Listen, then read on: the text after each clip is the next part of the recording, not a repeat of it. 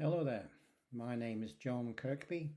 I'm the owner of iTech WA, and welcome to our Windows 11 device buyer's guide.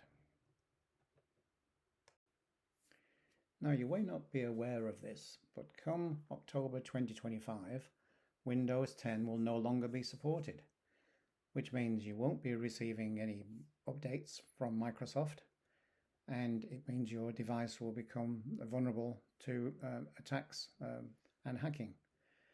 So from October 2025, you're either going to need to upgrade your computer to Windows 11, but if that isn't possible because the device is too old or it's not compatible with Windows 11, you're going to need to purchase a new device with Windows 11 pre-installed.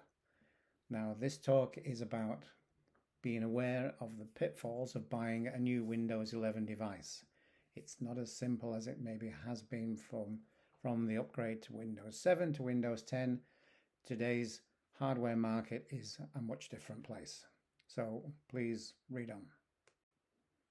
If your current Windows 10 device is relatively new, and by that I mean under 5 years old, chances are it should be compatible with Windows 11 and you should be entitled to a free upgrade. Now, by going to Windows updates in your current system, you may find that there is a Windows 11 upgrade available there and then. If so, the simplest way of getting it is just to install it from there. However, the only way of making sure that your device is compatible is by running the PC Health Check program from Microsoft. Now you'll see at the bottom of this page there is a link to download the app, aka.ms/getPCHealthCheck app. You need to run that program on older devices especially to see whether there is compatibility with Windows 11. If your older device has been determined that it cannot run Windows 11, the chances are that it probably had an older hard disk drive, a mechanical hard disk drive of maybe 500 gigabyte or 1 terabyte of data. Now, Windows 10 has been around since 2015, so your old device could be up to 10 years old, and in that time you've probably accumulated a lot of data. You need to find out how much data you currently have on your Windows 10 device to know whether it's going to fit on the Windows 11 device that you're moving to, if you are moving to a new device.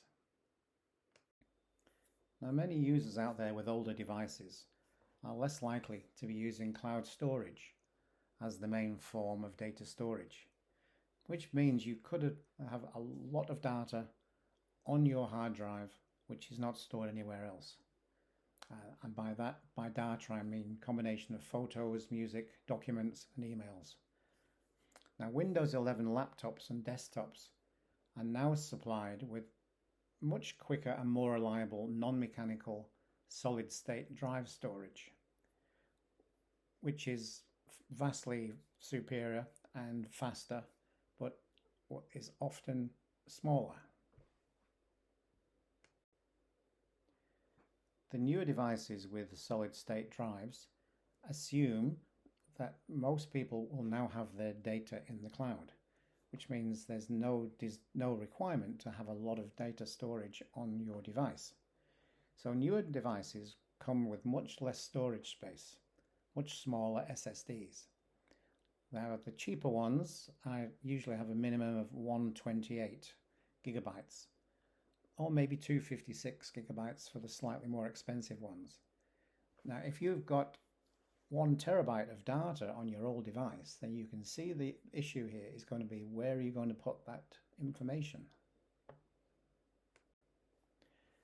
As I just said, the cheapest devices are only supplied with only 128 gigabytes of storage, which could be a fraction of the storage that you already have and smaller than your data.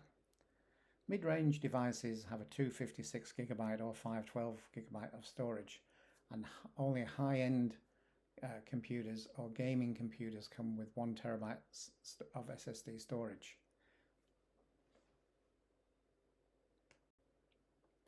Now, once you start looking around for prices of new devices, you'll probably find that the 128 gigabyte drives devices are quite reasonable, but the 1 terabyte devices are much more expensive, maybe thousands of dollars more expensive.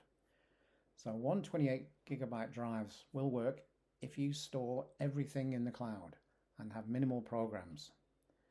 But then you have to decide, what are you going to do with all that extra data from your old device that you've accumulated over the years?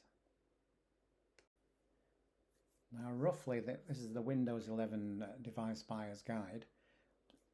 A minimum specification for residential devices is usually something like an Intel i3 processor with 8 or 16 gigabytes of RAM, 512 gigabytes of SSD running Windows 11 Home. And they normally come with a 1-year warranty, and in Australia are priced from up to about $2,000, but mostly around $1,200 to $2,000. Now, the minimum specification for a business device would need to be a little bit better. You'd be looking for an i5 processor or better, 16 gigabytes of RAM, a 512 gigabyte SSD, running Windows 11 Pro and with a 3-year warranty. Now, the price of those devices is around $1,700 to $2,500.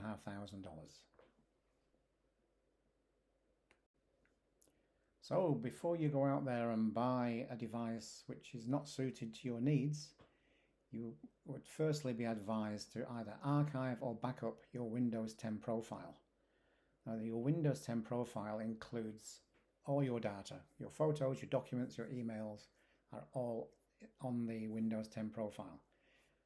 Store it to an external disk drive, and then when you get your new device, you can only copy back the minimum essential documents and programs that you need. You don't have to copy it all back if you haven't got the space. Now, underneath here, there's a link to